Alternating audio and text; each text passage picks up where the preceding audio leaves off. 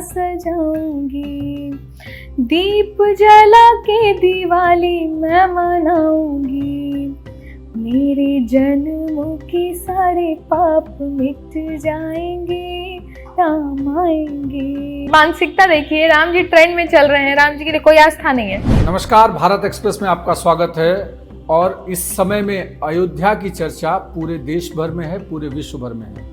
प्रधानमंत्री मोदी ने कहा कि जिस तरीके से हमारे सिंगर्स लगातार भगवान राम के लिए गाने गा रहे हैं, हम उनमें से कुछ ऐसी वॉइस सेलेक्ट करेंगे, अच्छे गाने सेलेक्ट करेंगे, ताकि उन सबको भी रिकॉग्निशन तो मिले ही, पूरे देश को पता चले कि इस तरीके के अलग अलग विधा के गाने हैं। उसमें पहला ट्वीट उन्होंने स्वाति मिश्रा को लेकर किया और कहा कि इनकी आवाज़ मधुर है और कानों को मंत्रमुग्ध करती है। ऐसी स्वाति मिश्रा हमारे साथ खुद आज हैं भारत एक्सप्रेस पर। नमस्कार स्वाति जी। नमस्ते। किस तरीके से देखती हैं? आपका गाना तो लगातार ट्रेंडिंग कर ही रहा था, लेकिन जब प्रधानमंत्री ने अपने ट्विटर हैंडल से पूरे देश को ये कहा कि आपकी वॉइस मंत्रमुग्ध करने जैसी है, तो उस समय कैसा लगा? ऐसी कोई चीज़ हो जाती है ना जो कि आपने कभी सोचा भी नहीं है, तो उस चीज़ पे यकीन करने में भी थोड़ा टाइम लगता है। तो मुझे तो यकीन करने में थोड़ा टाइम लग गया कि अच्छा, ये हमारे माननीय मंत्री जी ने, मतलब उन्होंने पोस्ट किया। मैंने कई बार उनकी आईडी चेक की, रियल आईडी है ना। जब मुझे लास्टली यकीन हो गया कि प्रधानमंत्री जी ने पोस्ट किया है, उस टाइम पे बहुत बहुत इमोशनल थोड़ा सा हो गई थी मैं, कि पता नहीं किस भावना के साथ ये मैंने भजन गाया कि हमारे प्रधानमंत्री जी को इतना भाया कि उन्होंने ट्विटर हैंडल, उनका ट्विटर पे लगाना बहुत बड़ी बात है। ये छोटी चीज़ नहीं है, बहुत बड़ी बात है। इसका अंदाज़ा मुझे उसी टाइम हो गया था जब मैंने उनको देखा था कि उन्होंने लगाया है, और उसके बाद से तो खैर क्या ही कहें, मेरी थोड़ी ज़िंदगी बदल गई है। उस दिन कितने फ़ोन आए, कितने लोग जो आपसे कनेक्ट होने की कोशिश कर रहे थे, जो कभी आपको मिलने पर हाय हेलो किया करते थे, वो अचानक आपके प्रति किस तरीके रसित हो गए और कनेक्ट होना चाह रहे थे? जी, उसके बाद मेरे फ़ोन में कॉल्स का सिलसिला, चाहे मेरा फ़ोन हो, मेरे फादर का हो, मेरे दोस्तों का हो, मेरे मैनेजर का हो, सबके फ़ोन में जो कॉल्स का सिलसिला जारी हुआ, अब तक है मेरे फ़ोन में। तो अभी उठा दूँगी तो शायद अभी दिख जाए कॉल आते हुए। तो ऐसा सिलसिला जारी हुआ कि आज तक वो फ़ोन का सिलसिला रुका नहीं है। थोड़ा सा हमारे लिए भी हैंडल करना ही सबके लिए मुश्किल हो गया था हैंडल करना, कि किससे बात करें, किसको रिप्लाई दें, क्या करें। लेकिन सब दया है भगवान की, तो बस यही चल रहा है। एक महत्वपूर्ण चीज़ जो हमने देखी कि आप छपरा से आई, बनारस में आपकी पढ़ाई हुई, जो भी आपने इंस्ट्रूमेंटल सीखा या सिंगिंग का जो भी चीज़ें सीखी, बनारस, ये शुरुआती दौर कैसा रहा और किस तरीके से मुंबई पहुंची और यहाँ पर अपना नाम बनाना, खास करके मेलोडी वॉइस की बात करें तो धीरे धीरे ये विधा ही लुप्त होते जा रही है। बहुत कम लोग इस तरीके के सॉन्ग गाते हैं। बनारस में जब मैं गई थी, जिस टाइम पे गई थी, तो उस टाइम पे मैंने उसी टाइम पे यूट्यूब शुरू कर दिया था। गई थी और मुझे उस टाइम लगा था कि अब जब मैं ग्रेजुएशन करने वाली हूँ तो करियर के लिए कुछ सोचना पड़ेगा, क्योंकि मेरा ऐसा है कि मुझे जॉब नहीं करना है। मैं डिग्री ले रही हूँ लेकिन मुझे जॉब नहीं करना था। तो हम जैसे लोगों के लिए, आज की जनरेशन के लोग इतने भाग्यशाली हैं कि उनके पास प्लेटफॉर्म है। पहले के लोगों के पास नहीं होता था, वो लोग स्ट्रगल करते थे। तो मैंने सोचा अगर मुझे डेस्टिनी ने इस युग में पैदा किया है जहाँ पे प्लेटफॉर्म्स है, जहाँ पे आप यूज़ कर सकते हो, तो मैंने सोचा मैं इसका पूरा यूज़ करूँगी, मेहनत करूँगी इस प्लेटफॉर्म पे। भले बहुत ज़्यादा रिस्पॉन्स मिले ना मिले, लेकिन मैं इसका यूज़ करूँगी। तो मैंने तब शुरू किया। वहाँ से शुरू करते करते यूट्यूब पे भी थोड़ी फॉलोइंग बढ़ गई और मेरा ग्रेजुएशन भी कंप्लीट हुआ। तो फिर मैंने बोला कि मैं मुंबई जाऊँगी। तो मेरे पापा किसी चीज़ के लिए नहीं रोकते हैं, वो बोलते हैं कि तुम्हारा करियर है, तुम बेटर जानती हो इसको, तुमको जो करना है करो। तो उन्होंने मुंबई भेजा मुझे। उसके बाद मुंबई भेजा, तो मुंबई भेजने के बाद फिर मैंने यहाँ पे थोड़ा सीरियस होकर यूट्यूब शुरू किया, और तभी से मेरे यूट्यूब का ग्रोथ इमेंसली बढ़ा है। मैंने रिक्रिएशंस गाने के शुरू किए, मैंने खुद से लिख के अपलोड करना शुरू किया, तभी से यूट्यूब ग्रो होना शुरू किया। लेकिन जो मुझे राम आएंगे भजन में दिया है, वो अभी तक किसी से नहीं मिला था। जिस समय हमारा इंटरव्यू चल रहा है उस समय में भी बैकग्राउंड वॉइस कुछ इसी तरीके की है, तो ये थोड़ा डिस्ट्रैक्ट हो गई थी। इसमें 2 लाइन अगर सुना सके दर्शकों को। जरूर सुनाऊंगी मैं। राम आएंगे तो अंगना सजाऊंगी। कौन बजा रहा है? हो राम आएंगे तो अंगना सजाऊंगी, दीप जला के दिवाली मैं मनाऊंगी, मेरे जन्म के सारे पाप मिट जाएंगे, राम आएंगे, मेरी झोपड़ी के भाग आज खुल जाएंगे, राम आएंगे। 500 सालों का एक लंबा संघर्ष रहा। हिंदू जनमानस के लिए एक बहुत बड़ी वेदना रही कि किस तरीके से भगवान राम के आने का इंतज़ार चल रहा था। अब वो इंतज़ार ख़त्म हो गया है और महज कुछ दिन ही शेष बचे हैं। आपका एक नया गाना भी ट्रेंड करने लगा कि अब राम आ गए। मतलब पहले ये था कि राम आएंगे, अब राम आए हैं। इस तरीके का गाना भी काफ़ी तेज़ी के साथ ट्रेंडिंग कर रहा है। वो उस गाने की अगर 2 लाइन सुना सके तो जरूर सुनाऊंगी मैं। दीप जलाओ मंगल गाओ, आज अवध को खूब सजाओ, ना जाने पाँव धरे कहाँ भगवन, गलियों पे अपनी पलकें बिछाओ, ना रहे कोई कमी स्वागत में, अयोध्या के राजा आए हैं, हाँ मनाओ दिवाली आज दिल खोल के, जन्मभूमि के लाल राम आए हैं, वो करके बनवास पूरी लौट अपने अवध, जन्मभूमि के लाल राम आए हैं, हो राम आए हैं राम आए हैं। बिल्कुल जिस तरीके से अब चूँकि न्योता आना शुरू हो गया है, आप भी वहाँ पहुँच रही हैं क्या? आपका भी कंसर्ट वहाँ है क्या कि कोई गाना गाने के लिए भी आपको इस तरीके का निमंत्रण अब तक मिला है? किस तरीके से इसको सेलिब्रेट करेंगी अब? मुझे ऐसा लगता है कि सब कुछ राम जी की मर्जी से हो रहा है। जब तक राम जी नहीं चाहेंगे मुझे वहाँ से निमंत्रण नहीं मिलेगा।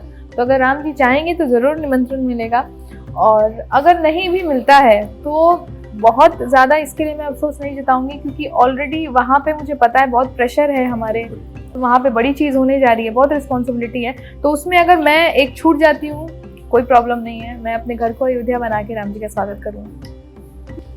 इसके पहले भी तो आप अयोध्या भी हाल ही में देखा, कुछ दिन पहले मंदिर ट्रस्ट के ही कार्यक्रम में किसी में गई थी और आपने वहाँ पर परफॉर्म किया जी था। मैंने वहाँ पे एक बार गई थी मैं 3 दिन के लिए, फिर अगले हफ्ते फिर 2 दिन के लिए गई थी। तो अयोध्या तो आना जाना लगा ही है। अगर बॉलीवुड की बात करें तो खासकर मेलोडी वॉइस जो है वो धीरे धीरे आपको लगता है कि समाप्त हो रही है, क्योंकि आपके गाने से लोगों को फिर से इस तरीके की चीज़ें सुनने का लोगों को एक ये तरीका लगा, क्योंकि इसके पहले लता मंगेशकर के जिस तरीके से गाने होते थे, उसके बाद से श्रेया घोषाल के गाने थे, और श्रेया घोषाल के बाद अब जो है इस तरीके की मेलोडी वॉइस कम हो गई, और आपकी वजह से फिर से उसको एक पहचान मिल रही है। ये जो आपने बात कही है बहुत बड़ी बात है। मैं बहुत छोटी कलाकार हूँ, बहुत स्ट्रगलिंग फेज में हूँ और बहुत छोटी कलाकार हूँ। ये बहुत बड़ी बात है मेरे लिए कि जिन लोगों के आपने नाम लिए उन लोगों को बचपन से पूजती हूँ और उनको सुनती हूँ, लेकिन ये आप कह सकते हैं कि लोगों की आवाज़ में अभी ऐसा नहीं है कि टैलेंट की कमी हो गई, कुछ भी कमी हो गई है, लेकिन ऐसे लोग आगे नहीं आ पा रहे हैं, क्योंकि जिनके पास थोड़ा पैसा है, जिनके पास थोड़ी ऑडियंस है, वो लोग ऐसा चीज़ आपके सामने परोसते हैं ना कि आप उसको सुनने में इतने बिजी हो जाते हो कि रियल टैलेंट को आप सुन ही नहीं पाते हो। तो ऐसा नहीं कि टैलेंट नहीं है, लेकिन जो लोग भी जिनके पास भी बहुत ज़्यादा ऑडियंस है, बहुत पैसा है, उन लोगों की रिस्पॉन्सिबिलिटी बनती है कि कैसे परोसना है, क्या चीज़ आप ऑडियंस को दिखाना चाहते हो। तो ये थोड़ा सा हो गया है कि लोग क्षणिक जो होता है ना, क्षणिक पॉपुलैरिटी के चक्कर में थोड़ा सा खराब कर रहे हैं चीज़ों को। एक और रील्स में जिस तरीके की ट्रेंडिंग आपके गाने के चल रहे हैं, जितने भी, अब तो छठ के भी कुछ गाने आपके काफ़ी वायरल हुए थे, उसके बाद अब चूँकि ट्रेंडिंग में जब आपके गाने चल रहे हैं तो उसमें हर गाने कहीं ना कहीं घूम के यूट्यूब पे या सोशल मीडिया पे एफबी पे आ रहे हैं। इसको कैसे देख रही हैं, और कौन कौन से ऐसे गाने हैं जिनको आप दिल से चाहती हैं कि ये गाने वास्तव में मेरे लिए एक बड़ी पहचान रहे हैं? सबसे पहले तो उस गानों की लिस्ट में सबसे ऊपर एंड टॉप पे हमेशा राम आएंगे रहेंगे।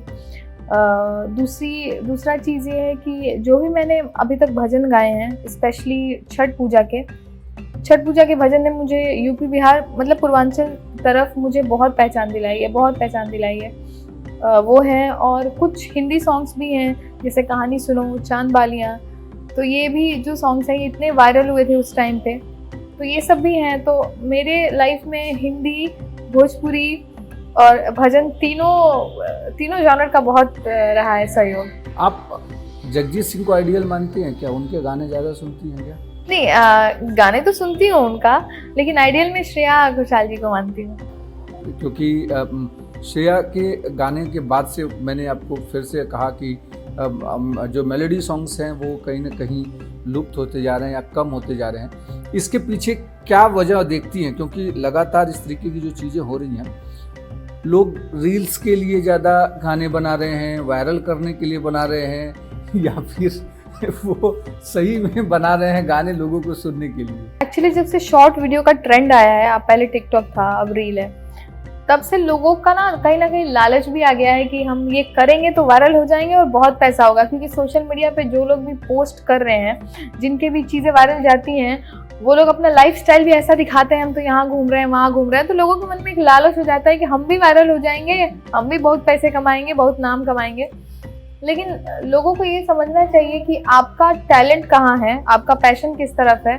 अब आप सिर्फ एक रील वायरल हो गया, अब राम जी का ही आप बात ले लो, रामायण वायरल हो गया, तो कई लोग बस ट्रेंड की वजह से राम जी का ये जो भजन है वो अच्छी बात है, राम जी को जितना आप गाओगे सही बात है, लेकिन अगर आपका इंटेंशन का ये भजन गा देते हैं हम भी वायरल हो जाएंगे, तो ये बहुत बुरी बात है। बस आप वायरल होने के लिए काम कर रहे हो, काम करने के लिए काम करो ना, कंटेंट पे ध्यान दो, अपने आप वायरल हो जाएगा। लेकिन कुछ लोग बस वायरल होने के लिए ध्यान देते हैं। रामायण का एक वाकया भी आपने बताया कि आपका गाना आने के बाद आपके म्यूजिक का जो कंपोजर था उसके पास कौन गया था और उसने क्या डिमांड रखी थी? जी, जो म्यूजिक बनाते हैं, मेरा हमेशा शुरू से बनाते हैं, उनका नाम मोहित है। तो उन्होंने मुझे बताया कि देखो ना, ऐसा वाकया हुआ कि कोई आई मेरे पास और कहती है कि भजन करना है आपके साथ। तो हम भजन, साथी जी का भजन आप ही बनाते हो ना? तो हाँ आप ही बनाते हो। तो भजन करना है कि, तो बोला बताइए क्या भजन है, किन का भजन है? तो कह रहा है कि राम जी का भजन करते हैं, राम जी ट्रेंड में चल रहे हैं। अब ये बोल के ही मुझे अजीब लग रहा है कि मानसिकता देखिए, राम जी ट्रेंड में चल रहे हैं, राम जी के लिए कोई आस्था नहीं है, राम जी को इसके पहले कभी नहीं उन्होंने गुणगान किया होगा, लेकिन राम जी जिस को ट्रेंड में चल रहे हैं, इतना ये दौर रील का या फिर शॉर्ट वीडियो का दौर अच्छा भी है, और देखिए किस तरीके से बुरा भी है कि राम जी ट्रेंड चल रहे हैं, तो राम जी को हम मतलब जो ट्रेंडिंग में है, मतलब उनको भगवान से, आस्था से, लोगों की विश्वास से राम जी ट्रेंड में चल रहे हैं तो राम जी का गाना करेंगे। तो ऐसा सुन के बड़ा मुझे बहुत हंसी आई, उनको भी बहुत हंसी आई। क्या कर सकते हैं, यही दुनिया है। एक इसके अलावा, भगवान राम के अलावा, चूंकि छठ पर आपके गाने हैं, और कौन कौन से ऐसे भजन रहे हैं जो कि एक अच्छा भजन रहा है? कोई अगर भगवान राम के साथ साथ, चूंकि राम पर तो आपने 3-4 शायद गाने बनाए हैं अलग अलग तरीके, कोई एक और गुनगुना पाए गाने? जी, तो मैं कृष्ण जी को भी उतना ही मानती हूँ। तो कृष्ण जी पे बहुत सारे मेरे भजन हैं जो कि भक्ति चैनल पे मेरे बहुत पसंद किए जाते हैं। एक भजन है जिसको मैंने थोड़ा सा उसमें अपना कुछ लिखा है। तेरी एक नजर ओ कान्हा कमाल कर गई, एक गरीब की झोली में खुशियां भर गई, ये कैसा कान्हा चमत्कार हो रहा है, मेरा आपकी कृपा से सब काम हो रहा है, करते हो तुम कन्हैया मेरा नाम हो रहा है, मेरा आपकी कृपा से सब काम हो रहा है। भगवान राम की इस गाने या कृष्ण जी को, जैसे आपने कहा, आगे फ्यूचर में किस तरीके की प्लानिंग आपकी है? क्या, चूँकि अब आपको एक ऐसा प्लेटफॉर्म पीएम के ट्वीट के बाद मिल गया कि फिल्म इंडस्ट्री में जो स्ट्रगलर को स्टेब्लिश लोग आने नहीं देते, एक थोड़ा सा एक दीवार बनाए रखते हैं, वो आपको लगता है कि टूटी और लोगों को लगा कि हाँ एक टूट गई? जी बिल्कुल ऐसा हुआ है, और ऐसे कई बड़े कलाकार के साथ मेरी पर्सनली बातचीत हो रही है, मुझे तो यकीन नहीं हो रहा है कि मेरी उनसे बात हो रही है। तो ऐसा हुआ है, और आगे की रिस्पॉन्सिबिलिटी मैं मानती हूँ बहुत बढ़ गई है, क्योंकि अगर इतने स्ट्रॉन्ग पर्सनालिटी प्रधानमंत्री जी को अगर आपका भजन पसंद आया तो आगे भी आप क्या देंगे, क्या सुनाएंगे लोगों को, इसका मैटर करता है। लेकिन मैं मानती हूँ कि अगर इसके पहले जो मेरा इंटेंशन था कि राम जी को सोच के अगर मैं, या फिर जिस भी आराध्य की आप पूजा कर रहे हो उनको सोच के अगर आप कर रहे हो, तो बहुत ज्यादा उसमें सोचने की जरूरत नहीं है कि ये भी मसाला डाल दूं, ये भी डाल दूं, जो होगा वही होगा, बस जो राम जी चाहेंगे वही होगा। बहुत ज्यादा मैं जस्ट बिकॉज वही ट्रेंड करने के लिए मैं गाना नहीं कर सकती हूँ जी। एक सवाल भोजपुरी इंडस्ट्री को लेकर है, क्योंकि आपने शुरुआत जो है उस इलाके से की है, तो भोजपुरी इंडस्ट्री को आप किस तरीके की नसीहत देंगी? क्योंकि धीरे धीरे जो इंडस्ट्री है, इतनी बड़ी इंडस्ट्री है, इतना बड़ा नदिया का पार या दूसरे बेहतरीन जो फिल्में दे चुकी जो इंडस्ट्री है, आज वो किस दौर में है, और क्या गाने का फूहड़पन वहाँ पे बढ़ते जा रहा है? क्या मतलब क्या कमाल कमाल की मूवीज पहले आती थी, क्या कमाल कमाल के एक्टर्स थे पहले, कमाल के गाने आते थे। शारदा जी के गाने सुन लीजिए, क्या गाने आते थे। अभी भी हैं कुछ लोग अच्छा काम कर रहे हैं, लेकिन जिस चीज़ की आप बात कर रहे हो, जो कि वहाँ के बड़े कलाकार ऐसा करते हैं, मैं उनको बस यही सलाह देना चाहती हूँ कि आपके पास देखिए बहुत बड़ी ऑडियंस है, आपको भी पता है कि आपके पास ऑडियंस का पावर है, तो मेरी बस यही रिक्वेस्ट है कि ऐसी कोशिश कीजिए कि भोजपुरी ऐसी बने कि लोग उसको इंटरनेशनल लेवल पे देखें। ये ना कि आप बस पैसे कमाने के लिए गा तो रहे हो, फुहड़ता आप दे रहे हो, उससे पैसा भी कमा ले रहे हो, लेकिन इज्जत नहीं कमा रहे हो, और ना ही आप तो कमा नहीं रहे हो, साथ में भोजपुरी की इज्जत भी डुबा रहे हो। जो लोग सुनेंगे, जो अलग स्टेट से हैं, या फिर खुद हम हो के बिहार से, वो गाना प्ले नहीं कर सकते हैं घर पे, तो कम से कम नहीं फिर प्ले घर पे क्या, मैं तो ऐसे भी नहीं सुनती हूँ वैसे गाने, तो वैसे भी नहीं सुनती हूँ, भोजपुरी के वो सुनती हूँ। तो अगर आपके ऊपर इतनी बड़ी रिस्पॉन्सिबिलिटी है, यू नीड टू अंडरस्टैंड कि आप किस दिशा में ले जा रहे हो भोजपुरी, हमारे भोजपुरी समाज को, भोजपुरी कल्चर को, क्योंकि दुनिया देखेगी तो यही सोचेगी ना कि यार ये लोग तो इतने ही अश्लील हैं, ये लोग तो यही गाते हैं, ऐसे ही इन लोग की संस्कार है। और इसीलिए शायद फिल्म इंडस्ट्री में धीरे धीरे भोजपुरी इंडस्ट्री के फॉरवर्डपन की वजह से थोड़ा सा स्पेस बनता जा रहा है। क्या एक जो स्पेस क्रिएट हो रहा है वो भी, या नए स्ट्रगलर्स जो आ रहे हैं उनको फिल्म इंडस्ट्री के जो पुराने स्टैब्लिश लोग उसी नज़रिए से देख रहे हैं, भले वो अच्छा काम। बिल्कुल ऐसा होता है। अब वो सुना है हमारे बिहार में ही है कि धान के साथ जो घून है वो भी पिसाता है, तो वही चीज़ है। तो मेरी बस यही सलाह होगी, मैं रिक्वेस्ट होगी, बहुत बड़ी कलाकार नहीं हूँ कि आप लोगों को मैं ऐसे बोल सकूँ, लेकिन मेरी सलाह यही होगी, कृपा करके आपके पास जो ऑडियंस है ना, उनको सही चीज़ परोसिए, क्योंकि वो ऑडियंस आपके मल्टीप्लाई होकर फिर उतने ऑडियंस को और पहुँचाती है। और हम जैसे लोग जो बिहार से आते हैं, बाहर आते हैं, बाहर के लोग, यहाँ के लोग जो भी, जिनके साथ भी मैं काम कर रही हूँ, अगर मैंने कह दिया कि भोजपुरी भी चैनल है मेरा एक, अरे आप भोजपुरी गाती हैं, मैं कहती हूँ मेरे चैनल देखिए तो एक बार। जब वो चैनल देखते हैं तब बोलते हैं कि अरे भोजपुरी में ऐसे गाने भी होते हैं, हमको तो यकीन नहीं हो रहा है कि ये भोजपुरी गाना है। तो ऐसा कुछ बनाइए। ऑब्वियसली ऐसा नहीं है कि आप उसी से पैसा कमा सकते हैं, अच्छा गा के भी कमा सकते हैं। आखिरी में एक बार छठ का कोई गाना अगर हो तो वो सुनाइए, और भगवान राम का जो गाना आपने गाया उसका दूसरा मुखड़ा अगर आपको याद हो। बिल्कुल याद है, पूरी जिंदगी याद रहेगा। हाँ सिताली बेरिया शीतल दूजे पनिया, कब देवा देवता तू आके दर्शनिया, जोड़े जोड़े फलावा हो दीनानाथ घटावा पे तिवाई चढ़ावे हो, जल बीच खड़ा होई दर्शन ला आसरा लगावे हो, जल बीच खड़ा होई दर्शन ला आसरा लगावे हो।